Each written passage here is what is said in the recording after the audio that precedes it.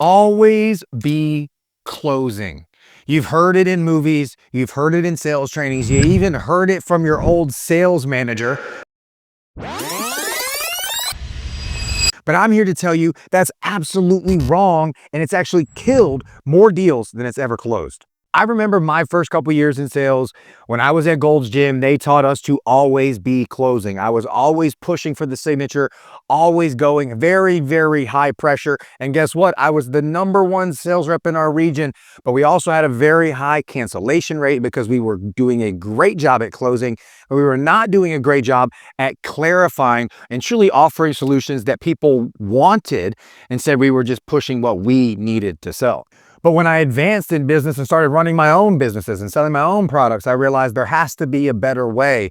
So we started much more of a solution-based selling process where we use questions to help the prospect get themselves to the finish line instead of me constantly having to push them there. Here is why always be closing actually fails.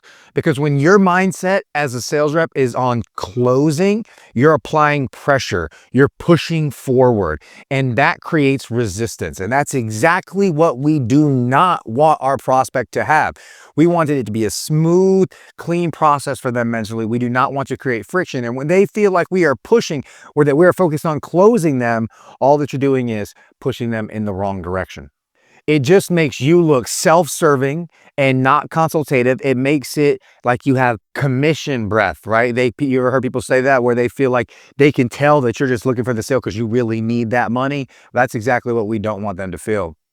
You might be able to get some of the short-term wins with that high-pressure closing. I did it myself for sure, but you sacrifice your long-term reputation. People don't like you when you push them into buying something. So if you're willing to give up the long-term for the short-term, stick with the high pressure. Otherwise, you need to look at more of a consultative nature.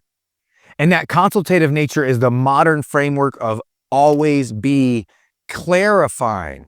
Right now, in this structure, we're going to use questions to help the prospect move themselves there. So instead of us pushing them, they're actually guiding us with their answers by telling us their direct feedback instead of us telling them what they should think. Your goal here is to clarify their real needs by asking the appropriate question. This allows you to calibrate your solution to the problems that they have already outlined for you and not just try to fit your agenda. This allows the prospect to more smoothly commit to the next steps. And maybe that's not a sale, but at least it's forward progress in the process. I don't know. The budget's, it's just a little tight right now. I'm not sure if I can really make it happen. And so now this is the old school way. But what if I give you 10% off? Would you sign today?